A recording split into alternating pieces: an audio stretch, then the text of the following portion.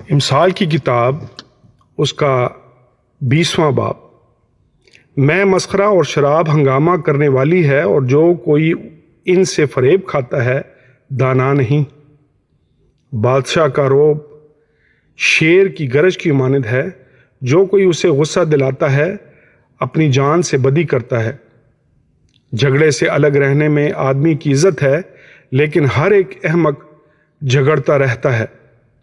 کاہل آدمی جاڑے کے باعث ہل نہیں چلاتا، اسی لیے فصل کاٹنے کے وقت وہ بھیک مانگے گا اور کچھ نہ پائے گا۔ آدمی کے دل کی بات گہرے پانی کی مانند ہے، لیکن صاحب فہم آدمی اسے کھینچ نکالے گا۔ اگر لوگ اپنا اپنا احسان جتاتے ہیں، لیکن وفادار آدمی کس کو ملے گا؟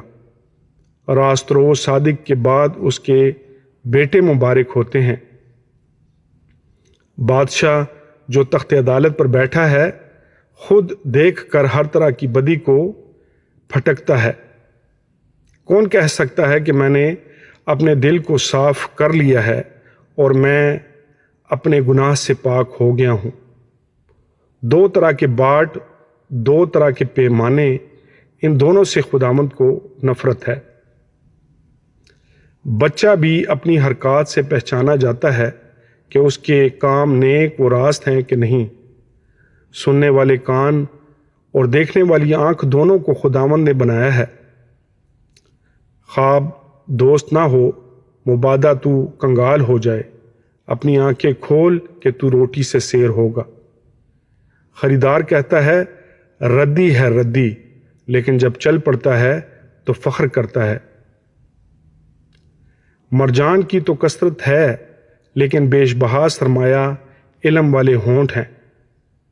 جو بیگانہ کا ضامن ہو اس کے کپڑے چھین لے، اور جو اجنبی کا ضامن ہو اس سے کچھ گرو رکھ لے۔ دغا کی روٹی آدمی کو میٹھی لگتی ہے، لیکن آخر کو اس کا منہ کنکروں سے بھرا جاتا ہے۔ ہر ایک کام مشورہ سے ٹھیک ہوتا ہے، اور تو نیک صلاح لے کر جنگ کر۔ جو کوئی لترا پن کرتا پھرتا ہے راز فاش کرتا ہے، اس لیے تو منہ پھٹ سے کچھ واسطہ نہ رکھ۔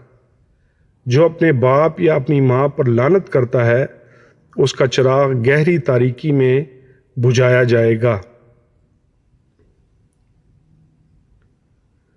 اگرچہ ابتدا میں میراث یکلخت حاصل ہو تو بھی اس کا انجام مبارک نہ ہوگا۔ تو یہ نہ کہنا کہ میں بدی کا بدلہ لوں گا، خداوند کی آس رکھ اور وہ تجھے بچا لے گا۔ دو طرح کی باڑ سے خداوند کو نفرت ہے، اور دغا کے ترازو ٹھیک نہیں۔ آدمی کی رفتار خداوند کی طرف سے ہے، پس انسان اپنی راہ کو کیوں کر جان سکتا ہے؟ جلد بازی سے کسی چیز کو مقدس ٹھہرانا اور منت ماننے کے بعد دریافت کرنا آدمی کے لیے پھندہ ہے۔ دانا بادشاہ شریروں کو پھٹکتا ہے اور ان پر داؤنے کا پہیہ پھرواتا ہے۔ آدمی کا ضمیر خداوند کا چراغ ہے، جو اس کے تمام اندرونی حال کو دریافت کرتا ہے۔ شفقت اور سچائی بادشاہ کی نگہبانی ہیں، بلکہ شفقت ہی سے اس کا تخت قائم رہتا ہے۔ جوانوں کا زور ان کی شوکت ہے، اور بوڑھوں کے سفید بال ان کی زینت ہے۔ کوڑوں کے زخم سے بدی دور ہوتی ہے، اور مار کھانے سے دل صاف ہوتا ہے۔ خداوند کے پاک کلام کے پڑھے اور سنے جانے پر اس کی خاص برکت ہو۔ خداوند کا شکر ہو، آمین۔